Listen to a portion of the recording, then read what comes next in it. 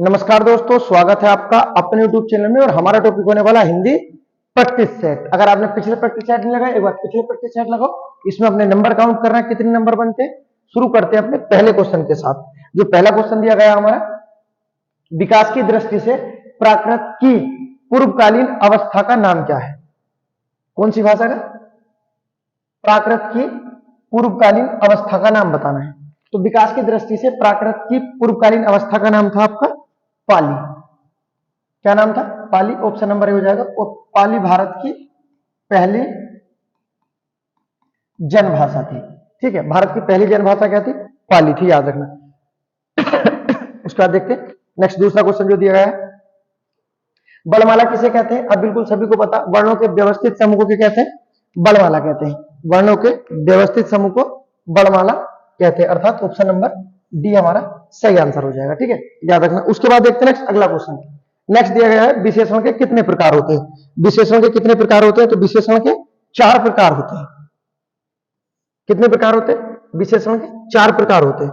पहला गुणवाचक विशेषण, दूसरा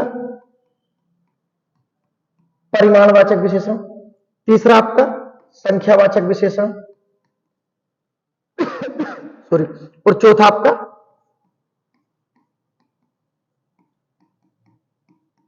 सार्वनामिक या संकेतवाचक विशेषण। ठीक है, अगर पूछा विशेषण के प्रकार कितने होते हैं तो विशेषण के 4 प्रकार होते हैं। अगर पूछा था विशेषण की कितनी अवस्थाएं होती है तो विशेषण की अवस्था होता तो विशेषण की 3 अवस्था होती है। ठीक है, कौन कौन सी अवस्था होती है? पहली याद रखना मूल अवस्था, दूसरी उत्तर अवस्था और तीसरी आपकी उत्तम अवस्था। अवस्थाएं तो 3, विशेषण के प्रकार आए तो 4 हो जाएंगे। ठीक है, और अगर पूछा जाए रचना की दृष्टि से विशेषण के भेद,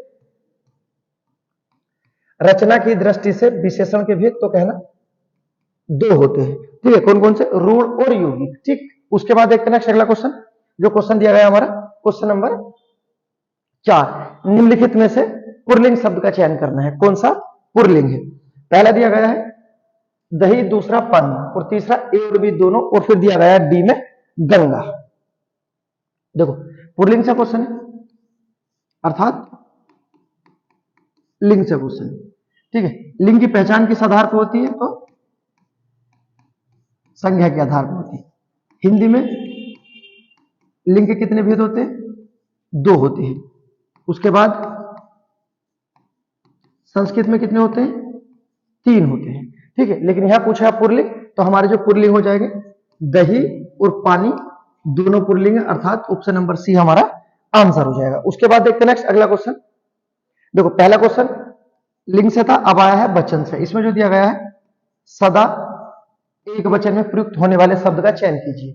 जो सदा एक वचन होते हैं। ठीक है, वचन के बारे में क्वेश्चन है, वचन से क्वेश्चन बनते हैं। मैंने आपसे पिछले गिव अवे भी पूछा था कि वचन गुजराती और मराठी भाषा में कितने होते हैं। अभी तक जवाब नहीं दिया है। ठीक है, चलो देखते हैं, कोई बात नहीं। उसके बाद जो दिया गया है सदा एक वचन। वचन का शाब्दिक अर्थ क्या होता है? वचन का शाब्दिक अर्थ होता है संख्या, जिससे एकता और अनेकता का बोध होता है। ठीक है, बात कर लेते हैं हिंदी में वचन के भेद 2 होते हैं, संस्कृत में 3 होते हैं। लेकिन क्वेश्चन पूछा है सदा एक वचन प्रयुक्त होने वाला, तो सदा एक वचन प्रयुक्त होने वाला वर्षा और जनता हो जाएंगे। ठीक है, जबकि हमेशा बहुवचन में क्या क्या आते हैं? होश, लोग, प्राण, बाल, हस्ताक्षर। ये सब क्या है? हमेशा बहुवचन में आते हैं। ठीक है, ये हमेशा एक वचन में आते हैं। हमेशा एक वचन, हमेशा बहुवचन जब पूछे जाते हैं अलग अलग होते हैं, याद रखना। अगला क्वेश्चन देखते हैं, क्वेश्चन नंबर 6। क्वेश्चन नंबर 6 दिया गया है पुरुषवाचक सर्वनाम चुनिए, अर्थात पुरुषवाचक सर्वनाम कौन सा होगा। आसान है, कोई इतना कोई टफ नहीं है कि पुरुषवाचक सर्वनाम। मेन चीज जो आपको याद रखना है कि पुरुषवाचक सर्वनाम के कितने भेद होते हैं। तो पुरुषवाचक सर्वनाम के 3 भेद होते हैं। पहला उत्तम पुरुषवाचक, दूसरा मध्य पुरुषवाचक और तीसरा आपका अन्य पुरुषवाचक। ठीक है, अब देखो उत्तम पुरुषवाचक है, उनमें किन शब्दों का प्रयोग किया जाता है? जैसे मैं, हम, ये कौन सा हमारा उत्तम पुरुषवाचक। उसका मध्य में क्या आता है, आप, तुम। अन्य में किसकी, किसी तीसरे की बात करते हैं, जैसे वे, वह। ठीक है, तो पुरुषवाचक सर्वनाम के कितने भेद होते हैं, 3 भेद होते हैं। और यहीं से क्वेश्चन पूछा गया है कि पुरुषवाचक सर्वनाम चुनिए, अर्थात कौन सा हो जाएगा, आप हो जाएगा। ठीक है, ये सही है। अगर क्वेश्चन इस तरह से पूछा जाता कि आप कौन सा पुरुषवाचक सर्वनाम है, तो हम कहते ये मध्य पुरुषवाचक सर्वनाम है। ठीक है, मैं कौन सा है, उत्तम पुरुषवाचक, और वे कौन सा है, अन्य पुरुषवाचक। ठीक है, याद रखना पुरुषवाचक के भेद। और ये इस तरह से भी क्वेश्चन पूछे जाते हैं कि आप कौन सा पुरुषवाचक सर्वनाम है, तो हो जाता है मध्य पुरुषवाचक सर्वनाम। बाकी सर्वनाम के बारे में आपको पता है कि सर्वनाम के कितने भेद होते हैं, तो सर्वनाम के हमारे 6 भेद होते हैं, जबकि सर्वनाम की संख्या कितनी होती है, सर्वनाम की संख्या 11 होती है। ठीक, याद रखना। उसके बाद नेक्स्ट, सर्वनाम में कारक के भेद कितने होते हैं, तो सर्वनाम में कारक के 7 भेद होते हैं। सही है, याद रखना। उसके बाद देखते हैं नेक्स्ट अगला क्वेश्चन, क्वेश्चन नंबर जो 7 दिया गया है। क्वेश्चन नंबर 7 दिया गया है, अग्नि का विशेषण क्या होगा। अब विशेषण पूछा है, ये आपको बताना है क्या होगा। तो अग्नि का जो विशेषण होगा हमारा हो जाएगा ऑप्शन नंबर बी, आग्नि। ठीक है, अग्नि का विशेषण क्या होगा, आग्नि हो जाएगा। उसके बाद देखते हैं क्वेश्चन नंबर 8, सकर्मक क्रिया छांटनी है, अर्थात ऐसी क्रिया जिसमें कर्म हो। क्वेश्चन पूछा है सकर्मक क्रिया बतानी है जिसमें कर्म दिया गया हो। सही है, बात कर लेते हैं क्रिया के भेद के। क्रिया के कितने भेद होते हैं, तो क्रिया के 2 भेद होते हैं। पहला होता है आपका अकर्मक, दूसरा होता है सकर्मक। अकर्मक जिसमें कर्म नहीं होता, सकर्म जिसमें कर्म होता है। ठीक है, उसका एक क्वेश्चन यही पूछा जाता है, सकर्मक क्रिया के कितने भेद होते हैं, तो सकर्मक क्रिया के 2 भेद होते हैं। अगर पूछा जाए कौन सा, तो कहना एक कर्म और 2 कर्म, एक कर्म या 2 कर्म, इस तरह से सकर्मक क्रिया के भेद आते रहते हैं। ठीक है, याद रखना। उसमें जो दिया गया है सकर्मक क्रिया हमें छांटनी है, जैसे चलना। अगर हम क्या से प्रश्न करें क्या चलना, तो हमें कोई उत्तर नहीं मिलेगा। सोना, क्या सोना, क्या से प्रश्न करें कोई उत्तर नहीं मिलेगा। मुस्कुराना, क्या मुस्कुराना, क्या से प्रश्न करेंगे कुछ उत्तर नहीं मिलेगा। लिखना, क्या लिखना, बहुत सारे उत्तर मिल जाएंगे। पत्र लिखना, ठीक है, पुस्तक लिखना, तो लिखने से बहुत सारे मिल जाएंगे, अर्थात इसमें कर्म है। और ये हमारा कौन सा होगा, सकर्मक क्रिया हो जाएगी। ठीक है, तो सकर्मक क्रिया की पहचान के लिए किससे प्रश्न करते हैं, क्या से प्रश्न करते हैं। अगर क्या से प्रश्न करने पर उत्तर मिल जाए तो हमारा सकर्मक क्रिया हो जाती है, और ना मिले तो अकर्मक क्रिया। जैसे चलना, सोना और मुस्कुराना कौन सी क्रिया है, अकर्मक क्रिया। ठीक है, याद रखना। उसके बाद देखो नेक्स्ट अगला क्वेश्चन कर्म से ही, और इसमें दिया गया है द्विकर्मक। जैसे सकर्मक क्रिया के कितने भेद होते हैं, तो 2 भेद होते हैं, एक कर्म और 2 कर्म। इसमें पूछा है द्विकर्म वाक्य में कर्म कार्य विभक्ति को किस पद के साथ प्रयुक्त किया जाता है, किस पद के साथ प्रयुक्त होता है। ठीक है, तो ये याद रखना। इसमें आपका ये जो प्रयोग होता है, जो गुण कर्म होता है उसके साथ प्रयोग होता है। ठीक है, अर्थात ऑप्शन नंबर हमारा सी आंसर हो जाएगा। एक कर्म और 2 कर्म यहां से क्वेश्चन बनते हैं, आपको याद रखना है। अगला क्वेश्चन दिया गया है क्वेश्चन नंबर 10। इसमें दिया गया आम का पर्यायवाची शब्द नहीं है। कौन सा आम्र का पर्यायवाची शब्द नहीं है, देखो आम के पर्यायवाची जो अन्य शब्द है उन्हें मैं लिख देता हूं जहां पर लिखे हुए हैं, क्योंकि पर्यायवाची आते हैं, और जब भी पर्यायवाची आते हैं हम विस्तार पूर्वक पढ़ते हैं, क्योंकि ये हिंदी की जड़ है। पहला क्या है, पिक, बंधु। उसके बाद सहकार, फल श्रेष्ठ। उसके बाद सौरभ, अति सौरभ, सौरभ अति सौरभ दोनों होते हैं। उसके बाद एक शब्द होता है अंब, किसका पर्यायवाची, आम का पर्यायवाची है। ठीक है, अब जो इसमें दिया गया है आम का आम्र तो होता है, ये तो आपका तत्सम हो जाता है। अमृत फल होता है, फल श्रेष्ठ भी होता है। उसके बाद रसाल भी होता है क्योंकि रस होता है। पिक नहीं होता। ठीक है, आम का पर्यायवाची पिक नहीं होता, पूरा होता पिक बंधु तब सही हो जाता। तो हमारा आंसर जो हो जाएगा आम का पर्यायवाची नहीं है, ऑप्शन नंबर डी हमारा आंसर हो जाएगा। उसके बाद देखते नेक्स्ट अगला question, question number 11। Question number 11 दिया है कर्म वाच्य में किसकी प्रधानता होती है। वाच्य से क्वेश्चन है, वाच्य के कितने भेद होते हैं, वाच्य के 3 भेद होते हैं। पहला कर्तृवाच्य, दूसरा कर्मवाच्य और तीसरा आपका भाववाच्य। जो कर्तृवाच्य में कर्ता की प्रधानता, कर्मवाच्य में कर्म की प्रधानता और भाववाच्य में भाव की प्रधानता। ठीक है, इसमें पूछा है कि कर्मवाच्य में किसकी प्रधानता होगी, तो कर्मवाच्य होगा तो कर्म की प्रधानता हो जाएगी, अर्थात ऑप्शन नंबर डी हमारा आंसर हो जाएगा। अगर होता कर्तृवाच्य तो कर्ता की प्रधानता हो जाती, भाववाच्य तो भाव की प्रधानता होती। अब मेन बात कर लेते हैं कि वाच्य होता क्या है। अगर पूछा जाए तो वाच्य का शाब्दिक अर्थ होता है बोलने का विषय, अर्थात किस आधार पर बोला जाता है। जब हम बोल रहे हैं उसमें कर्ता प्रधान है या उसमें कर्म प्रधान है या उसमें भाव प्रधान है, तो वाच्य का शाब्दिक अर्थ क्या होता है, बोलने का विषय, किसकी प्रधानता दर्शाई गई है। ठीक है, याद रखना। अगला क्वेश्चन देखते हैं next, question number 12। Question number 12 दिया गया है और अच्छा क्वेश्चन दिया गया है। इसमें दिया गया है कौन सा शब्द अव्यय नहीं है। और अव्यय के बारे में हम जब भी पढ़े विस्तार पूर्वक पढ़े। अव्यय के बारे में, अव्यय होते हैं अविकारी शब्द। अव्यय क्या होते हैं, अविकारी शब्द, अर्थात ऐसे शब्द जो लिंग वचन कारक के आधार पर ना बदले उसे क्या कहते हैं, अव्यय कहते हैं। और इसमें पूछा कौन सा शब्द अव्यय है।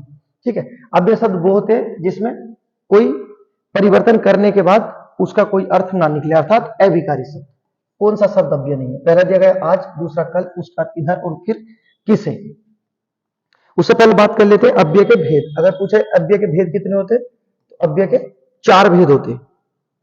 कौन कौन से, सबसे पहला आता है आपका क्रिया विशेषण, पहला क्रिया विशेषण, दूसरा संबंध बोधक, तीसरा समुच्चय बोधक और चौथा विषमादि बोधक। ठीक है, अव्यय के कितने भेद होते हैं, तो अव्यय के 4 भेद होते हैं। चारों याद रखना क्योंकि क्वेश्चन पूछे जाते हैं निम्नलिखित में से कौन सा अव्यय का भेद है या कौन सा अव्यय का भेद नहीं है, इस तरह से क्वेश्चन पूछे जाते हैं, याद रखना। ठीक है, तो अव्यय का भेद कितने होते हैं, 4 होते हैं। अब बात कर लेते हैं कौन सा अव्यय नहीं है, तो किसे जो लिखा है ये अव्यय नहीं है, बाकी जो अपना तीनों दिए गए ये अव्यय शब्द है। ठीक, उसके बाद नेक्स्ट आपको बताना क्रिया विशेषण के कितने भेद होते हैं और कौन कौन से होते हैं। ठीक, उसके बाद देखते हैं नेक्स्ट अगला क्वेश्चन। नेक्स्ट क्वेश्चन दिया गया हमारा 13वां क्वेश्चन, दारुण शब्द का क्या अर्थ है। दारू नहीं लिखा, दारुण लिखा है। ठीक है, बता देता हूं, डायरेक्ट बता देता हूं। दारुण शब्द का अर्थ होता है भयंकर। क्या होता है, भयंकर होता है। उसके बाद देखते हैं नेक्स्ट अगला क्वेश्चन जो हमारा दिया गया है, निम्नलिखित में से कौन सा एक अनाथ का पर्यायवाची नहीं है। अनाथ का पर्यायवाची नहीं है। अनाथ होता है बेसहारा होता है, यतीम होता है, अनाड़ी नहीं होता। ठीक है, निराश्रित ये भी होता है, अर्थात ऑप्शन नंबर सी हमारा आंसर हो जाएगा। अनाथ का पर्यायवाची क्या नहीं होता, अनाड़ी नहीं होता। ठीक है, बेघर भी होता है, बेसहारा भी होता है, यतीम भी होता है, निराश्रित भी होता है। ठीक है, याद रखना। अगला क्वेश्चन देखते हैं next, question number 15। Question number 15 में दिया गया है अर्जन शब्द का विलोम शब्द बताना है। अर्जन का विलोम शब्द होगा व्यय, अर्थात ऑप्शन नंबर बी हमारा सही आंसर हो जाएगा। उसके बाद देखते हैं दिए गए विकल्पों में ऊर्जा का समानार्थी शब्द चुनिए। कौन सा शब्द ऊर्जा का समानार्थी है। पहला दिया गया है शक्ति, ईंधन, ऊर्ध्ववाद, उसके बाद उदर्भ। जो इसमें दिया गया है ऊर्जा का समानार्थी शब्द होता है हमारा, ये होता है ऊर्जा से क्या मिलती है, शक्ति, तो शक्ति इसका समानार्थी।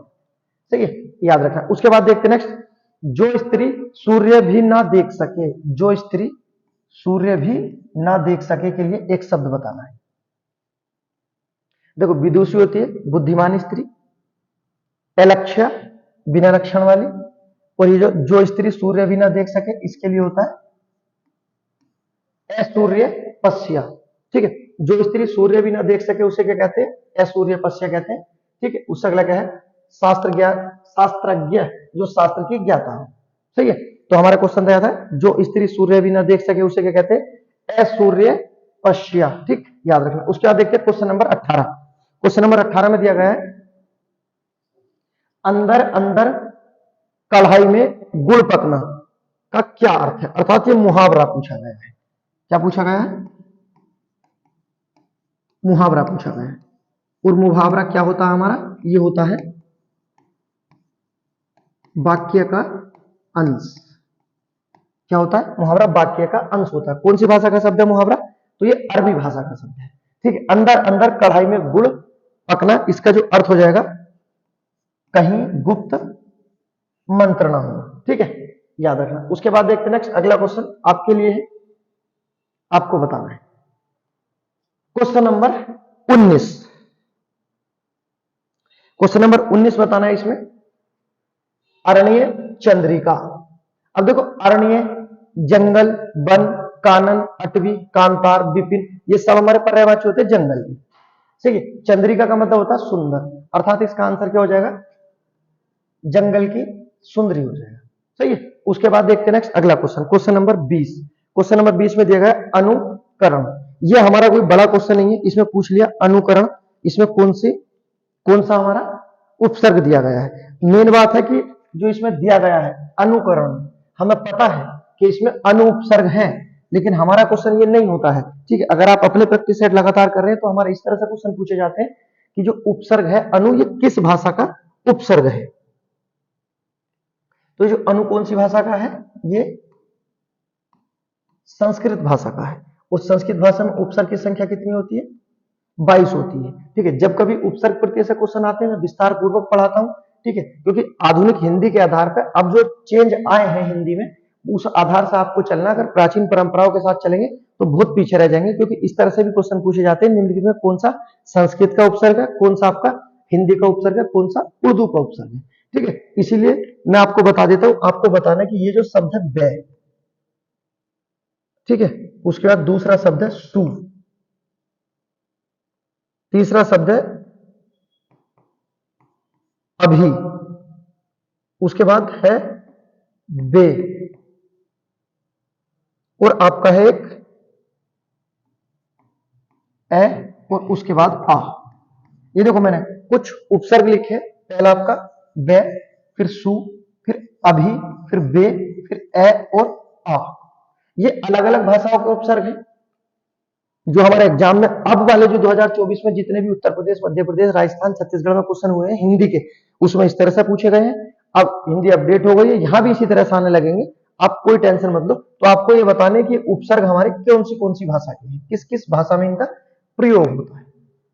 सही, आपको कमेंट बॉक्स में बताना है। गिव अवे आपका तैयार रहेगा, गिव अवे आपका सही आंसर देने पे 100 रुपीज गूगल पे या पेटीएम जिस भी माध्यम से आप लेना चाहते हो सही आंसर के साथ मिल जाएगा। उसके बाद देखते हैं नेक्स्ट अगला क्वेश्चन। तो ये हमने अनुकरण में हमें पता है कौन सा अनु है। अगला देखते हैं कहावत, इसमें पूछा है प्रत्यय, पहला पूछा था उपसर्ग, अब पूछा है प्रत्यय।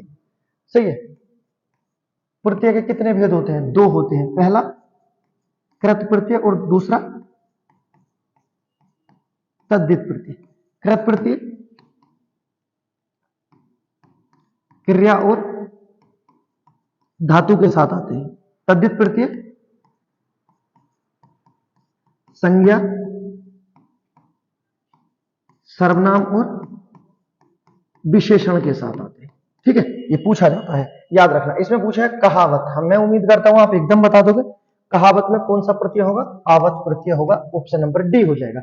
उसके बाद देखते हैं क्वेश्चन नंबर 22। क्वेश्चन नंबर 22 में दिया गया है स्वार्थ में कौन सी संधि है। अच्छा, संधि का नाम पूछा है, स्वार्थ में कौन सी संधि दी गई है। पहले इसका संधि विच्छेद कर लेते हैं। स्वार्थ का संधि के बारे में पता है कि संधि के कितने भेद होते हैं? संधि के 3 भेद होते हैं। ठीक है, स्वर संधि, व्यंजन संधि और विसर्ग संधि। उसके बाद इसमें क्वेश्चन पूछा गया स्वार्थ में कौन सी संधि है। तो स्वार्थ में कौन सी संधि हमारी? दीर्घ संधि हो जाएगी। इसका जो संधि विच्छेद होगा स्वधन अर्थ हो जाएगा। ठीक है, अर्थात ऑप्शन नंबर ए हमारा आंसर हो जाएगा। स्वार्थ में कौन सी संधि होगी? दीर्घ संधि हो जाएगी। उसके बाद नेक्स्ट अगला क्वेश्चन देखते हैं। भीष्म पितामह ने आजीवन शादी न करने का प्रण लिया, रेखांकित शब्द में समास बताना है। आजीवन, समास का शाब्दिक अर्थ क्या होता है? संक्षेपीकरण करना, अर्थात किसी बड़ी चीज को छोटा करके समझाना ही क्या कहलाता है? समास कहलाता है। समास का शाब्दिक अर्थ क्या है? संक्षेपीकरण करना। समास के कितने भेद होते हैं? तो हमें पता है समास के 6 भेद होते हैं। समास के कितने भेद होते हैं? समास के 6 भेद होते हैं। ठीक है। अव्ययभाव समास, तत्पुरुष समास, कर्मधारय, द्विगु, द्वंद्व और बहुब्रीहि। सही। इसमें पूछा आजीवन में, तो आजीवन में हमारा जो उपसर्ग आते हैं जैसे अ, अनु, यथा, यावत, हर, बर, बे, ठीक है, डर, नी, ये सब उपसर्ग आते हैं। और किस में आते हैं? हमारे अव्ययभाव समास में। ठीक है। अव्ययभाव समास का कौन सा पद प्रधान होता है? तो इसका पूर्व पद प्रधान होता है। सही। और इसमें क्या आते हैं? हमारे उपसर्ग आते हैं जैसे आ, अनु, यथा, यावत, और यहाँ पर पहले में आया है और यहाँ पर भी ये लिखा है आजीवन, तो याद रखना ऑप्शन नंबर ए हमारा आंसर हो जाएगा। ठीक है। उसके बाद नेक्स्ट अगला क्वेश्चन देखते हैं। नेक्स्ट क्वेश्चन जो हमारा दिया गया है, व्याकरण के नियमों में बंधे वाक्य में प्रयुक्त शब्द क्या कहलाते हैं? व्याकरण के नियमों में बंधे वाक्य में प्रयुक्त शब्द क्या कहलाते हैं? बहुत अच्छा क्वेश्चन है, आपको बताना है। तो ये परिभाषा पूछी है, व्याकरण के नियमों में बंधे वाक्य प्रयुक्त होने वाले शब्द को क्या कहते हैं? पद कहते हैं। ठीक है, याद रखना। उसके बाद देखते हैं नेक्स्ट अगला question, question number 25। Question number 25 है, मैंने घर जाना था वाक्य में अशुद्ध बताना है। तो मैंने घर जाना वाक्य में अशुद्ध मैंने ही हो जाएगा, क्योंकि मुझे घर जाना था ये शुद्ध होता। तो कहां है मैंने? ऑप्शन नंबर ए ही हमारा आंसर हो जाएगा। ठीक है। उसके बाद देखते हैं नेक्स्ट अगले लिखा है, हस्तक्षेप का शुद्ध शब्द बताना है। संधि विच्छेद का क्वेश्चन है, करना अनिवार्य है। संधि विच्छेद का क्वेश्चन नहीं छोड़ा जाएगा। तो हस्तक्षेप में कौन सा हो जाएगा? हस्तक्षेप नहीं होता, सिर्फ क्या होता है? हस्तक्षेप होता है। ऑप्शन नंबर सी हमारा आंसर हो जाएगा। उसके बाद नेक्स्ट क्वेश्चन देखते हैं, सही विकल्प चुनिए। रस से पूछा है, रस से किसकी अनुभूति होती है? तो रस से एक आनंद की अनुभूति होती है। ठीक है। रस से किसकी अनुभूति होती है? तो आनंद की अनुभूति होती है। रस भी आने लगे हैं हमारे, जो अब वाला सिलेबस है उसमें रस भी दिए जाएंगे। ठीक है। उसके बाद देखते हैं नेक्स्ट अगला question, question number 28। Question number 28 में क्या दिया गया है, निम्न में से कौन सा विलोम शब्द का युग्म सही है? अर्थात जो दिए गए हैं इसमें कौन सा युग्म सही है? पहले दिया आमिष, निरामिष। उसके बाद दिया गया है निषिद्ध, विहित, चिरंतन, नस्वर। कौन सा इसमें सही होगा? तो इसमें विलोम शब्द का जो युग्म है सभी सही है। ठीक है। याद रखना, आमिष का निरामिष, चिरंतर का नस्वर, निषिद्ध का विहित होता है। उसके बाद नेक्स्ट बताना, दिए गए विकल्पों में अनुप्रास अलंकार का उचित उदाहरण पहचानिए। अनुप्रास अलंकार से क्वेश्चन आया है। ठीक है। और अलंकार से जब कभी भी क्वेश्चन आते हैं तो ऐसा तो होता नहीं कि हमारे अलंकार से क्वेश्चन आए, क्योंकि अलंकार और बड़माला और पर्यायवाची जो हिंदी में जो डर बैठाती है वो सबसे पहले खत्म कर दिए गए हैं। इसमें बताना आपको अनुप्रास अलंकार का उचित उदाहरण चुनना है। अब देखिए, बात कर लेते पहले अलंकार के बारे में। अलंकार के जो व्यक्ति आते हैं, जब कभी भी आप पढ़ो तो अलंकार में 3 व्यक्तियों के नाम आते हैं। पहला आता है आपका आचार्य वामन, इन्हें क्या कहते हैं हम? अलंकार का संस्थापक या अलंकार का प्रवर्तक। ठीक है, याद रखना। उसके बाद अलंकार की परिभाषा किस व्यक्ति ने दी है? तो याद रखना आचार्य दंडी द्वारा अलंकार की परिभाषा दी गई है। किस पुस्तक में दी गई है यह भी याद रखना, 10 कुमार चरित्र में। 10 कुमार चरित्र में अलंकार की परिभाषा दी गई है। आचार्य दंडी दक्षिण भारत में किसके शासनकाल में थे या किसके शासनकाल से संबंधित है? तो याद रखना ये नरसिंह वर्मन द्वितीय के शासनकाल में रहते थे। ठीक है। आचार्य दंडी किसके शासनकाल में किसके दरबार में रहते थे? नरसिंह वर्मन द्वितीय के दरबार में रहते थे। इनकी प्रसिद्ध रचना 10 कुमार चरित्र है, जिसमें अलंकार की परिभाषा दी गई है। ठीक है। आचार्य वामन संस्थापक बोले गए, जबकि अलंकारवादी कवि या अलंकार का सम्राट, अलंकार का सुल्तान सब किसे बोला गया है? केशवदास को बोला गया है। और केशवदास कौन से काल के थे? तो याद रखना रीति काल के सबसे बड़े कवि कौन है? के शब्दांश है। ये अलंकार के बारे में बिल्कुल बेसिक जानकारी है, लेकिन हमारा क्वेश्चन है अनुप्रास अलंकार से। पूछा है अनुप्रास अलंकार के कितने भेद होते हैं, तो कहना अनुप्रास अलंकार के 5 भेद होते हैं। पहला कौन सा होता है, 6 का अनुप्रास अलंकार, दूसरा लाता अनुप्रास अलंकार, तीसरा वृत्तीय अनुप्रास अलंकार, चौथा श्रुति अनुप्रास अलंकार है, और लास्ट होता हमारा अंत्य अनुप्रास अलंकार। ठीक है, तो अनुप्रास अलंकार के कितने भेद होते हैं, 5 भेद होते हैं, याद रखना है ये आपको। सही है, और इसमें पूछा अनुप्रास अलंकार। अनुप्रास अलंकार में क्या होती है, व्यंजनों की आवृत्ति होती है। यह आवृत्ति प्रारंभ में, मध्य, अंत में कहीं भी हो सकती है, अर्थात ऑप्शन नंबर हमारा बी हो जाएगा। इसमें किसकी आवृत्ति हुई है, क्या की आवृत्ति मानी गई है। ठीक है, याद रखना अनुप्रास अलंकार के भेद है, याद रखना। आगे जब अलंकार से क्वेश्चन आएगा तो उसमें शब्द अलंकार और अर्थ अलंकार बताए जाएंगे। ठीक है, जैसे बात कर लेते हैं शब्द अलंकार जो होते हैं आपके, जैसे अनुप्रास, यमक, श्लेष, विप्सा, वक्रोक्ति, पुनरोक्ति और पुनरोक्ति बदाभास। सही है, अलंकार से क्वेश्चन आएंगे, गलत नहीं होंगे, इसकी गारंटी है। जब अलंकार आएगा तो बता दिया जाएगा कैसे पहचानना है। क्वेश्चन नंबर देखते हैं अगला, नेक्स्ट देखो जो हमारा दिया गया है। क्वेश्चन नंबर दिया गया हमारा अनुप्रास अलंकार होगी। आज देखते हैं इसमें, काठ की हांडी दूसरी बार नहीं चलती, ये लोकोक्ति है। और लोकोक्ति कौन सी भाषा का शब्द है, संस्कृत भाषा का शब्द है। लोकोक्ति पूर्ण वाक्य होती है, जबकि मुहावरा वाक्य का अंश होता है। ये दोनों में अंतर होता है, याद रखना है। काठ की हांडी दूसरी बार नहीं चढ़ती, कपट का फल अच्छा नहीं होता। इस ऑप्शन के आधार से तो यही आंसर बैठेगा, जबकि हो सकता है आप इसका कुछ दूसरा आंसर पढ़े हो, लेकिन ये आंसर इसका सही माना गया। अगला देखते हैं नेक्स्ट क्वेश्चन, शार्दुल, ठाकुर वाला। शार्दुल किसका पर्यायवाची शब्द है, शार्दुल किसका पर्यायवाची शब्द है। शार्दुल जिसका पर्यायवाची है उसे बोलते हैं हम बनराज, सिंह, केसरी। केसरी और केहरी एक साथ याद रखना। उसके बाद पंचमुख, पशुओं का राजा अर्थात पशुराज। उसके बाद मृग, मृगराज। उसके बाद मृगेंद्र,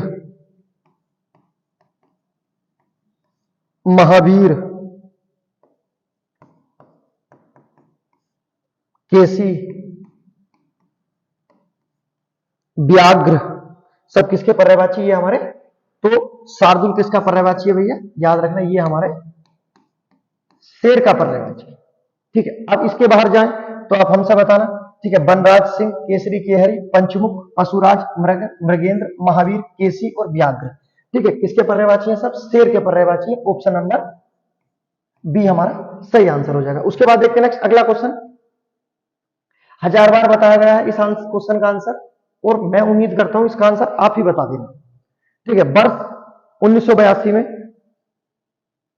किसे ज्ञानपीठ पुरस्कार मिला था, किस पुस्तक के लिए मिला था, यह भी आपको बताना है। ठीक है, उसके बाद ज्ञानपीठ पुरस्कार के बारे में, कितनी इसकी राशि है, कब ज्ञानपीठ पुरस्कार की स्थापना की गई है, और ज्ञानपीठ पुरस्कार हमारा हिंदी साहित्य का सबसे बड़ा पुरस्कार है।